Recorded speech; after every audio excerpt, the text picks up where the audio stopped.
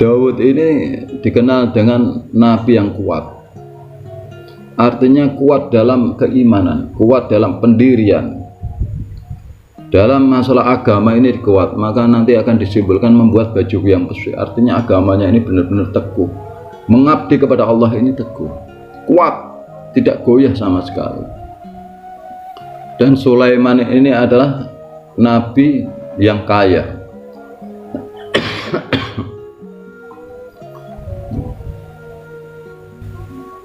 Sula ini mata, iman ini adalah keimanan.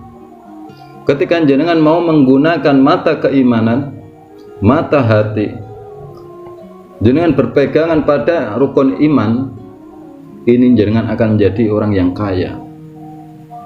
Percaya kepada Allah, percaya adanya malaikat, percaya adanya rasul, percaya adanya kitab, percaya adanya gaib, dan percaya adanya hari akhir. Ketika jenengan ini bisa menjalankan di dalam hati, jenengan akan menjadi orang kaya. Maka disimpulkan dengan Sulaiman. Sula ini mata, iman ini adalah keimanan. Maka menggunakan hati. Mata keimanan itu ada di hati. Ketika sudah mata keimanan ini ada di hati, jenengan pasti akan kuat, teguh, tidak goyah. Walaupun keduniawian itu menguji jenengan, walaupun keduniawian itu begitu menggoda jenengan, tapi jenengan tak akan pernah tergoda. Ini ya. Maka di sini digabungan antara Daud dan Sulaiman. Ketika keduanya memberikan keputusan mengenai ladang, ladang ini adalah satu wilayah, satu tempat, satu wadah, ya. Ataupun kalau sekarang ini satu jamaah. Ketika keduanya memberikan keputusan mengenai ladang, karena ladang itu dirusak oleh kambing-kambing milik kaumnya. Kaumnya ini penuh dengan nafsu kambing, penuh dengan kederajatan. Maka saya mengatakan jenengan, belajar itu bukan untuk kepintaran, belajar itu bukan untuk wah-wahan, tapi belajar itu benar-benar untuk mendandani akhlakul karimah jenengan. Belajar itu untuk jenengan dengarkan, lalu jenengan jadikan suatu tindakan. Apalagi belajar dari tuntunan-tuntunan Al-Quran, maka ketika jenengan sudah mau mendengarkan, langsung jenengan jalankan sebagai tindakan. Ini di kisahnya Nabiullah Daud dan Sulaiman, ini kaumnya bukan kayak gitu.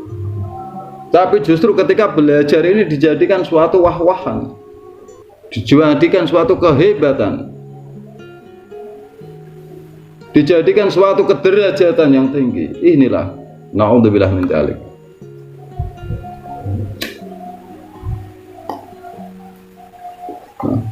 Bukannya untuk mendandani.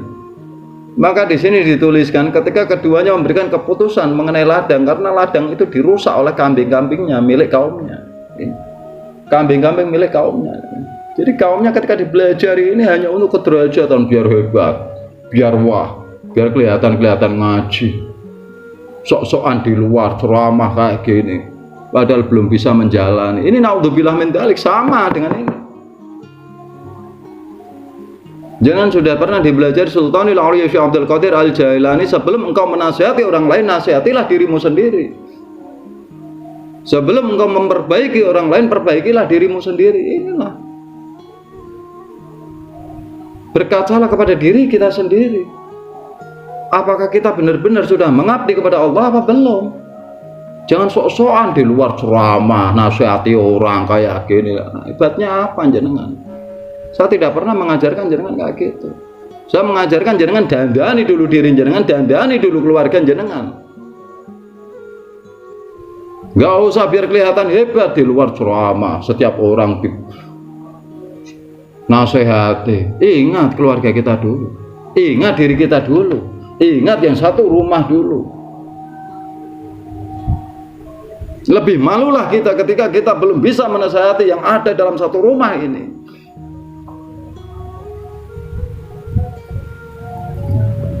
Malulah kita ketika kita memberikan nasihat kepada orang lain tapi kita belum bisa menjalankan. Itu yang harus jangan pikirkan. Ini sama di sini. Bak ladangnya dirusak oleh kambing-kambing kaumnya. dirusak sendiri oleh jamaahnya.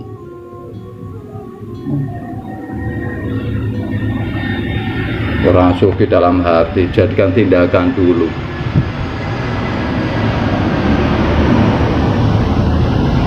Nanti pada suatu saatnya kalau memang sudah waktunya, pasti jangan, nggak usah kayak gitu, pasti banyak juga yang orang mendekat ke dirinya. Ada tahapan-tahapannya. Yang sekarang perlu jenengan jalankan adalah memperbaiki dirinya sendiri, memperbaiki diri kita sendiri, istri kita, anak-anak kita. Satu rumah, yang dalam satu lingkup rumah inilah yang wajib kita dandani, bukan orang lain. Yang dalam satu lingkup kapal, makanya disimbolkan Nabi Nuh yang dalam satu kapal. Ketika yang sudah keluar dari kapal itu, ya sudah, itu urusannya sendiri. Maka yang wajib kita perbaiki, yang wajib kita dandani adalah orang-orang yang satu kapal. Ini disimbolkan Nabiullah Nuh.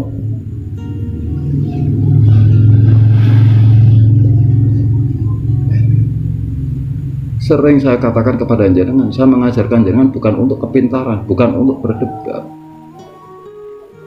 tapi untuk memperbaiki diri kita, biar kita ini biar lebih bisa dekat kepada Allah.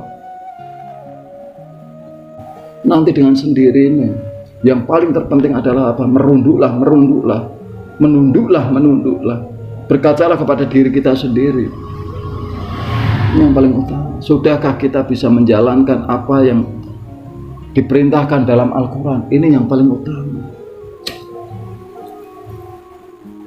Ini nggak usah sok-sokan dulu, pahami dulu, buat introspeksi, benahi diri kita, benahi ini dulu ya. Nggak usah lah biar kelihatan hebat, kita nggak perlu dipuji, kita nggak perlu dipuja.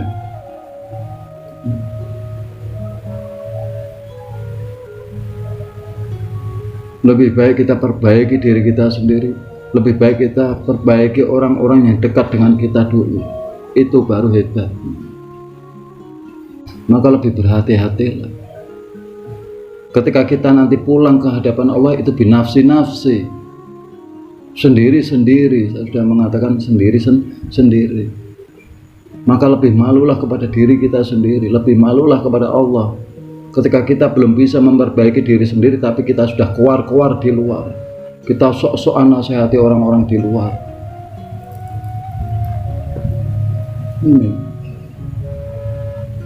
Jangan salahkan, jangan salah artikan. Sampaikanlah walaupun satu ayat. Ini jangan salah artikan, yang dimaksud sampaikanlah satu ayat ini adalah untuk diri kita sendiri, karena jenengan ini adalah ruh. Jenengan disuruh menjalankan sendiri, walaupun itu satu ayat, jenengan harus jalankan. Baru setelah jenengan bisa kepada orang istri atau seorang suami. Ini jangan ditelan mentah-mentah penafsiran Al-Quran.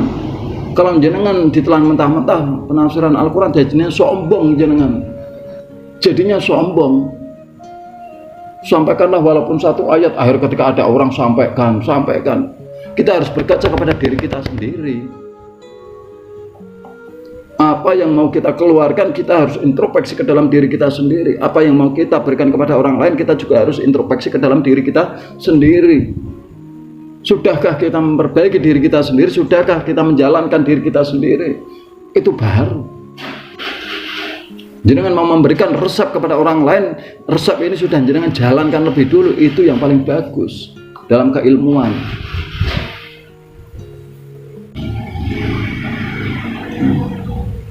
Musuh jangan dicari, ketemu jangan lari. Akhirnya ketika ketemu, iya dipukul. Lah ini apa? Salah penafsiran. Artinya ketika musuh jangan dicari, jangan pernah kita ini sombong, udah merunduk. Tapi ketika ada orang yang memusuhi kita, yang melawan kita, kita jangan pernah lari. Artinya apa? Ayo tetap terus kita belajar ilmu-ilmu agama. Ini yang dimaksud, bukannya kita melawan orang itu, bukan. Tapi lawanlah dengan kebaikan. Nah ini salah penafsiran. Banyak penafsiran yang salah. Innama a'malu binniyat. Sebaik-baiknya amal itu dibarengi dengan niat. Akhirnya ketika niat saja katanya sudah diberikan pahala, akhirnya hanya niat tapi tidak jadikan tindakan. Itu salah paham. Pernah saya kaji, yang namanya niat ini adalah tindakan, bukan ucapan.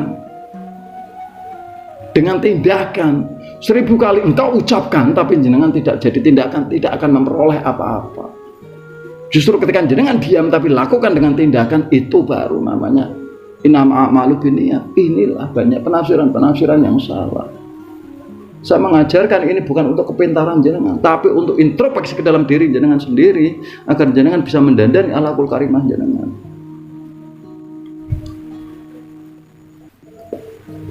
Banyak penafsiran salah.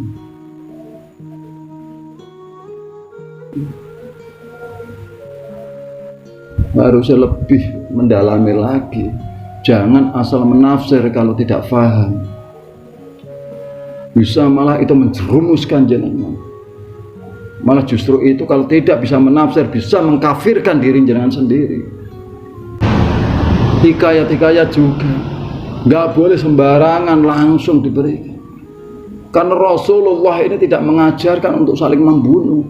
Jangankan sama manusia, sama hewan saja Rasulullah melarang untuk membunuh. Nah, terus kok hikayat katanya ada perang, ada kayak gini. Nah, untuk itu artinya perang ke dalam diri kita sendiri, memerangi diri kita sendiri, memerangi 4 sifat yang ada di dalam diri kita sendiri. Dengan pedang, yaitu dengan lidah, artinya dengan kekuatan. Itu maksudnya kayak gitu. Harus dijaga, benar-benar dijaga. Ini jadi maksud kayak gitu.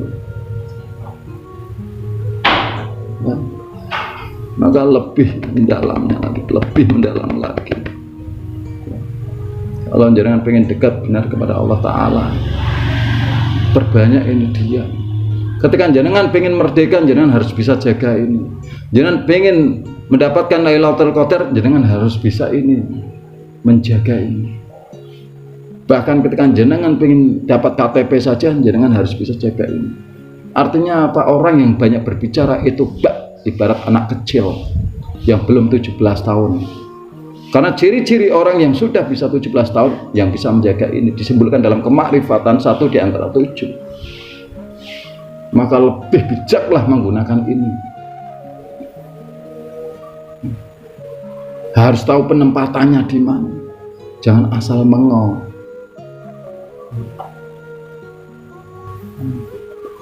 Gunakanlah rasa. Ini baru jenengan akan sampai ke tingkatnya. Tidak mudah untuk mencapai tingkat thariqah kalau jenengan nggak pakai rasa. Jenengan nggak bisa menjaga ini, nggak akan bisa sampai kapanpun. Ini. Ya. Maka lebih dihayati lagi. Maka Rasulullah pernah mengatakan diam itu adalah emas. Betul, karena jangan bisa mengendalikan sifat 4 dengan tuntunannya Al-Quran dan Al-Hadis. Lebih renungilah lagi, lebih renungi lagi.